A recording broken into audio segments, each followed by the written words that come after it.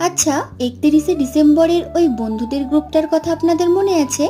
হ্যাঁ, তাদের মধ্যে একজন দাদার ছিল আজকে জন্মদিন, তাই সন্ধ্যের কফিটা আমি ঝটপট শেষ করে নিলাম। তারপর জামা কাপড় পরে হাতে উপহার নিয়ে আমি তো একদম তৈরি। চলুন যাওয়া যাক তাহলে। ওখানে পৌঁছে দেখি অনেকেই এসে গেছে, তাই সবার সাথে একটু দেখা করে নিলাম আর খুদে সদস্যদের নিয়ে কেক কাটার পর্বটাও শেষ হলো। এরপর ওরা একে অপরকে কেক একটু খাইয়ে দিল আর আমরাও বেশ আনন্দ করে কয়েকটা ছবি তুলে নিলাম।